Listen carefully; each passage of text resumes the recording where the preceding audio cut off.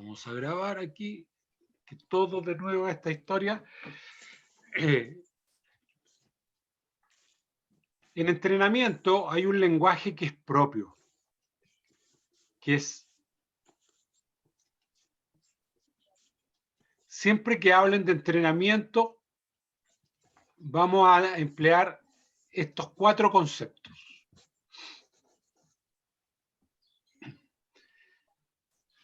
Volumen, intensidad, densidad y complejidad. Cuando hablamos de entrenamiento, es muy habitual que te digan, bueno, ¿cuál es el volumen de entrenamiento? Y el volumen de entrenamiento se puede expresar de varias maneras. Por ejemplo, una pregunta que yo siempre hago al inicio de los cursos, un poco para motivar y para provocar a los estudiantes, a los colegas, para provocar la conversación, es la pregunta que hago siempre. ¿Cuándo alguien pertenece como deportista al alto rendimiento? Entonces, uno dice, bueno, cuando entrena todo... Bueno, hay algunos parámetros que dicen, bueno, usted es de alto rendimiento cuando entrena más de 800 horas al año. ¿Ya? Y hay gente que entrena bastante más que 800 horas al año, porque hay periodos de entrenamiento donde hace 3 jornadas al día, 3 jornadas de entrenamiento. Entonces, cuando hablamos de volumen, hay muchas formas de expresar el volumen. Entonces, una de ellas es la cantidad total de la carga del entrenamiento.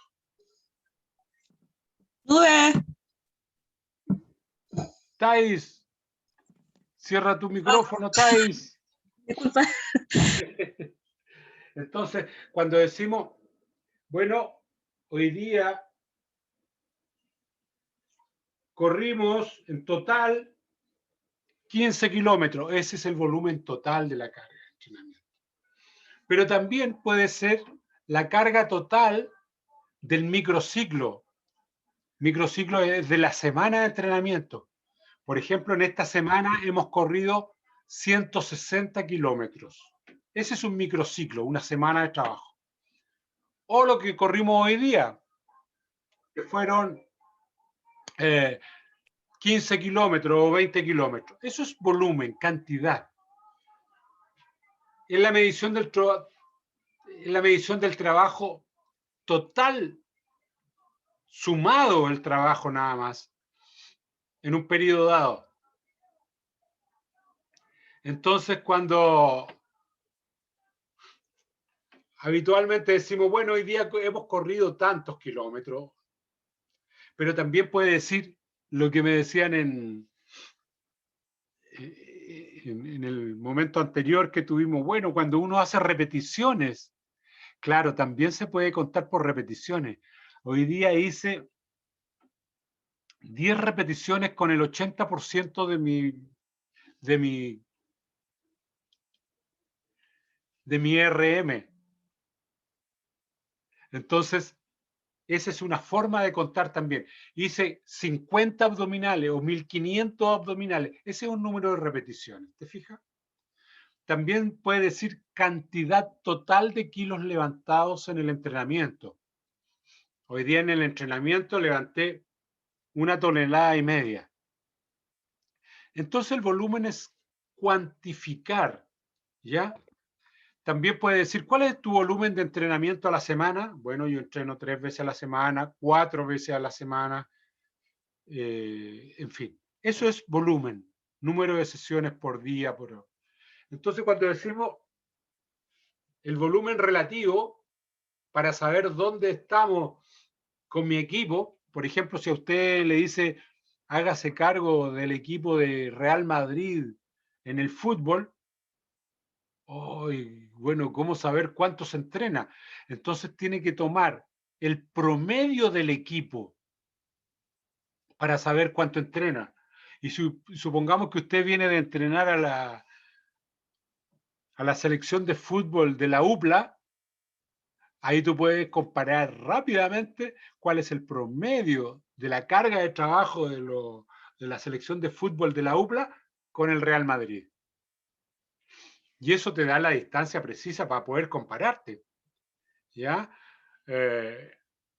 Por ejemplo, alguna vez yo hice el ejercicio de calcular el promedio relativo de la carga de kilos de peso que levantaba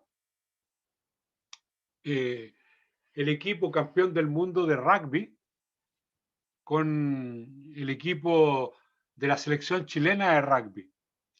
Y la selección chilena normalmente en un entrenamiento tipo levantaba el 40% de lo que levantaba el equipo campeón del mundo. Entonces ahí eso notablemente va haciendo ver las diferencias entre el promedio de un grupo con el promedio de otro grupo. Y eso es lo que se llama volumen relativo. Y el volumen absoluto es cuando usted se compara con otra persona de la misma disciplina deportiva. Por ejemplo, si usted practica halterofilia, puede ver inmediatamente cuántos kilos levanta en una sesión y los suma y los compara con lo que está haciendo usted. Y ahí puede hacer una comparación y eso es lo que se llama el volumen absoluto. ¿Ya? Entonces, es súper importante porque este volumen nos dice a nosotros más o menos cuánto demora en aprender un gesto deportivo una persona, aprender una habilidad, una técnica deportiva. Veamos en la gimnasia.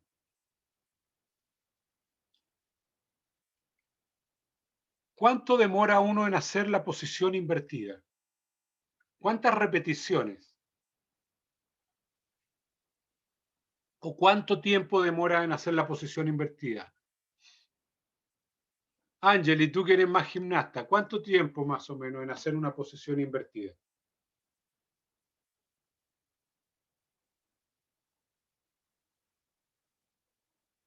Valentina, Diego, tú que eres gimnasta. No sé, profe. Entonces, cuando entramos a esto, supongamos que el niño no sabe nada y empieza a practicar.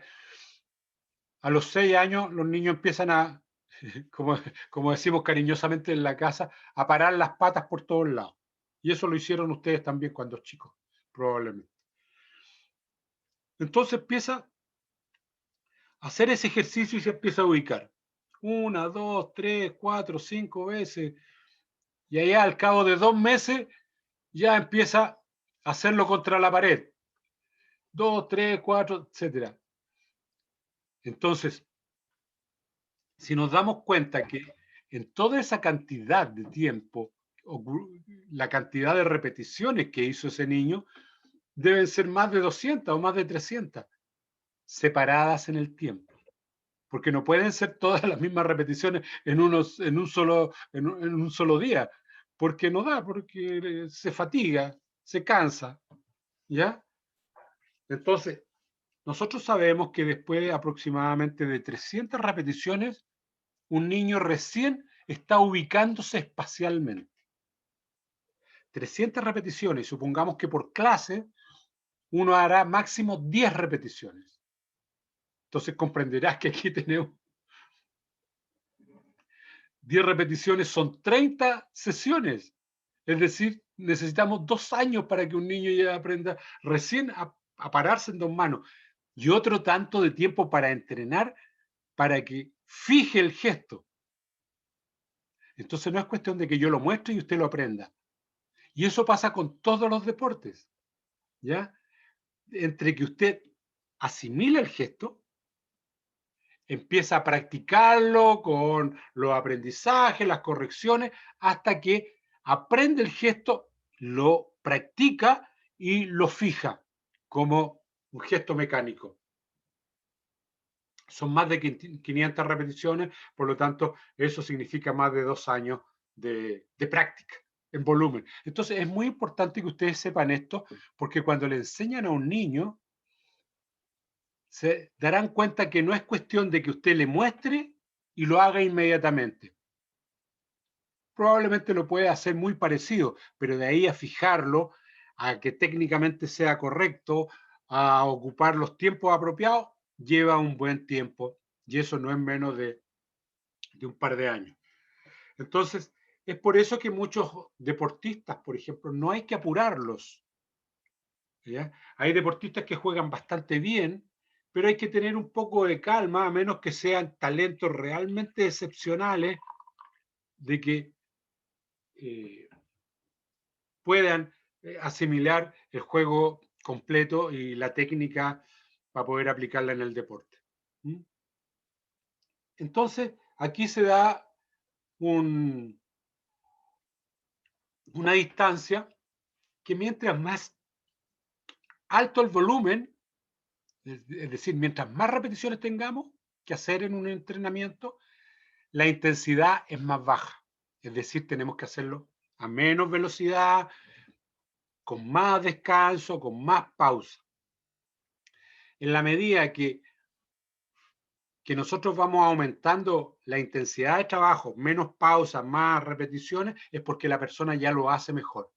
Pero si usted apura el proceso de la repetición, de ir muy rápido, puede echar a perder o estancar el desarrollo técnico de un gesto deportivo. Así que calma con eso, y por eso también es muy bueno hacer entrenamientos mezclados, complejos, ¿ya? No, no todos los entrenamientos deben ser de entrenamientos físicos. Tiene que ir mezclado muy bien con los otros elementos del entrenamiento, con el juego. Veamos. Hagamos un ejercicio en kilogramos de peso. Entonces, ¿cómo vamos a calcular el volumen? El volumen se calcula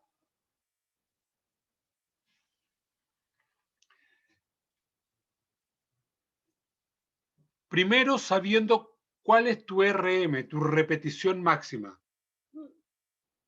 Vamos a hacer con sobrecarga en press de banca, ¿ya? Esto es un ejemplo, podemos hacer otro ejemplo para la gente que no entiende de sobrekilos, sobrecarga, ¿ya? Entonces, si el RM de esta persona, es decir, acostado en la banca, puede hacer una repetición y no más con 120 kilos, eso se llama un RM. Habitualmente cuando este curso yo lo hago en vivo, en el laboratorio y en la sala de musculación, los llevo yo y cada uno aprende a calcular de manera directa e indirecta el RM. Y después hago que desarrollen entrenamientos piramidales, dobles piramidales, piramidal ascendente, descendente, con sus propios kilos en algunos grupos musculares. Pero ahora lo vamos a suponer.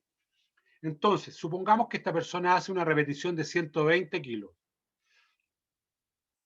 ¿Está bien esos kilos, Ignacio? ¿Tú cuánto levantas?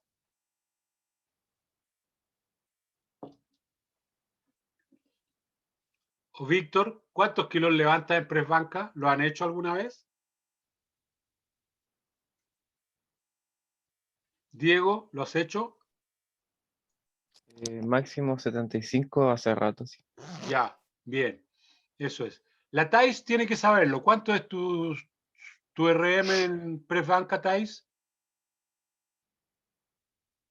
En esos tiempos de la universidad era 35. Perfecto. Ese es tu RM.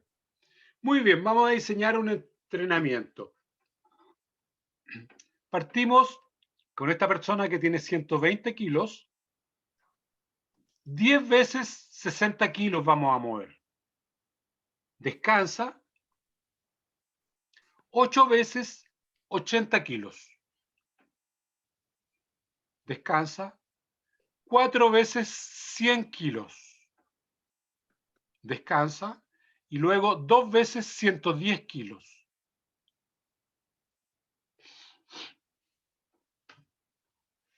Aquí hay una regla de oro en halterofilia, ¿ya? El 50% de tu RM no se considera trabajo. Se considera parte del calentamiento. Así que estos 10 veces que levantó 60 kilos, eso no es trabajo, eso es parte del calentamiento. Estamos hablando de una persona entrenada naturalmente, ¿eh? Entonces, ¿dónde empieza el trabajo? Empieza acá.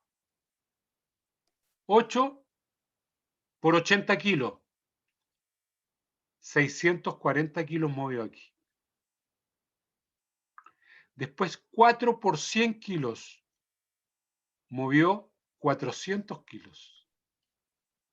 2 por 110 kilos. Movió 220 kilos. Sumamos esto y decimos que el volumen de trabajo de esta persona fue 1.260 kilogramos en 14 repeticiones. Y así se calcula el volumen en una persona que está haciendo entrenamiento de sobrecarga. Profe, una pregunta. ¿Sí? A mí el profe de halterofilia me explicaba que él sacaba como un total, no sé, por ejemplo, 5.000 kilos. ¿Sí? Y ese, esos 5.000 kilos los distribuía en cuántos entrenamientos quería hacerlo. Por ejemplo, acá un día 1.260 kilogramos quería levantar. Ya. ¿Cómo él sabe cuántos kilos ponernos al final para llegar a eso? O sea, como, ¿de dónde sacó los 5.000 kilogramos que quería? Ya. Él usa normalmente lo que usan la gente del entrenamiento y la halterofilia. En el atletismo, por ejemplo, antiguamente se utilizaba todo en base a la milla. La milla, tú sabes que son 1.600 metros. Todo era a partir de la milla. Entonces decía, bueno, en una semana esta persona debe correr 100 millas, es decir, 160 kilómetros. Y distribuía en la semana, por ejemplo, el día lunes en la mañana va a correr 20, en la tarde va a correr 20. El día martes, y así va distribuyendo hasta que en la semana llega a 160. Entonces hay formas típicas de los deportes y en el atletismo era la milla y aquí son la cantidad de kilos a la semana también. ¿Ya? Pero aquí, ¿qué es lo importante? Saber que él trabajó al 50%, pero después trabajó al 70%, al 80% y al 90% de tu RM. Sabiendo que el 50% se considera solo calentamiento. Entonces, de aquí empezó a trabajar el 70% 4 veces. Perdón, 70% 8 veces. 80% 4 veces y 90% 2 veces. ¿Te fijas que a medida que van aumentando los kilos, disminuyen las repeticiones? Sí. Y esto se puede volver a repetir. Entonces esto sería estas repeticiones por series. ¿Ya? 4 series de, en fin. Y ahí vamos a ir viendo el lenguaje ya que estamos hablando, porque ya estamos hablando de volumen, estamos hablando de repeticiones y estamos hablando de porcentaje de la carga. Y eso es lo que vamos a seguir reproduciendo mañana cuando entremos a hablar de intensidad. Preguntitas, consultas, hasta aquí.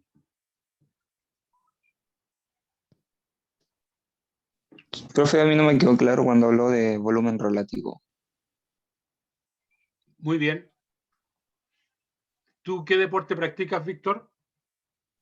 Voleibol. Voleibol. Muy bien.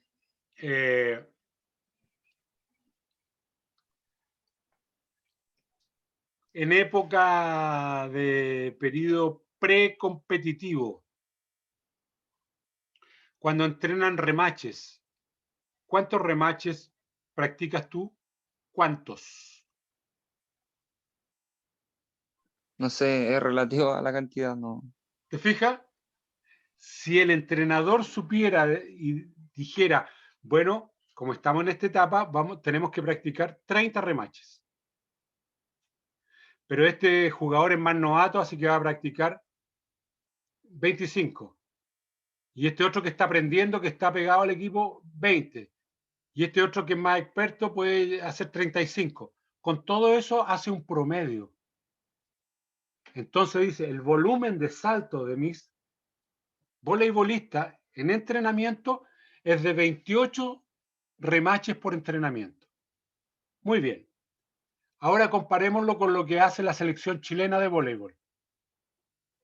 La selección chilena hace 45 remaches por entrenamiento como promedio. Yo me comparo 28 contra 45. Me queda todavía un tramo para saber. Eso es el volumen del cual me estás preguntando, Víctor. Porque a veces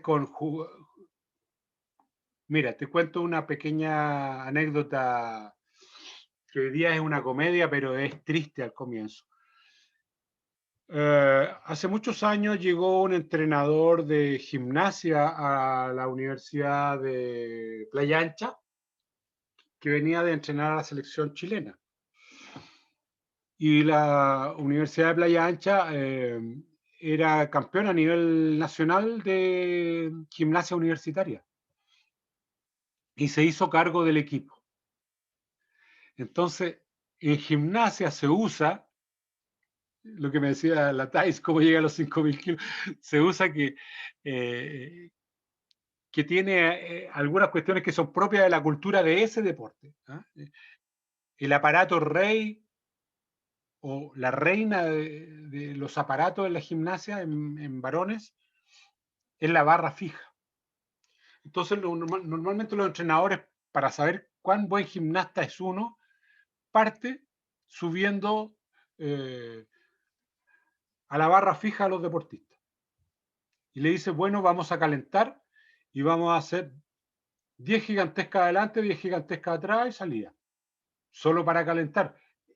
Él venía de la selección chilena, a la selección de la UPLA, que eran campeones de Chile también, pero universitarias.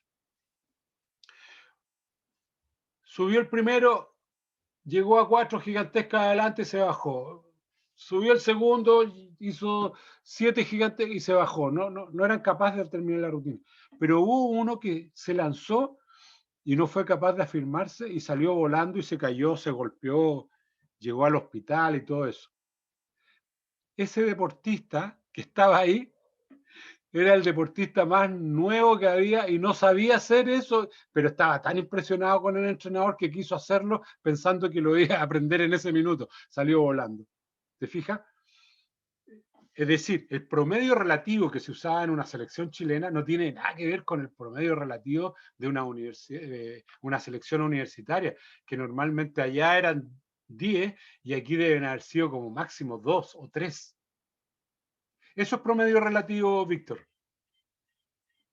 ¿Ya? Gracias. Para cuando tú te haces cargo de un equipo, a veces uno se impresiona mucho porque hay un jugador o dos muy buenos, sí, pero hay que mirar también todo el conjunto de jugadores. No le puedes aplicar a todos los jugadores los mismos volúmenes, las mismas intensidades, porque ahí hay algunas diferencias, ¿ya? Y por eso es importante el volumen relativo. Bien, Profe, espero, consulta. Ignacio, darme la pregunta. Lo que le dijo ahora Víctor, en el sentido de que ya ese es mi volumen relativo, entonces si yo quiero sacar el volumen relativo si estoy entrenando a un equipo, yo saco el volumen de todos mis muchachos y ahí saco un promedio de ellos y ese es mi volumen relativo. Eso es, eso es. Ya, profe, muchas gracias. Y el volumen absoluto es que compara a tu mejor jugador con el mejor jugador de otro equipo. ¿Te fijas? 1:1, pero relativo es promedio del equipo. ¿Mm?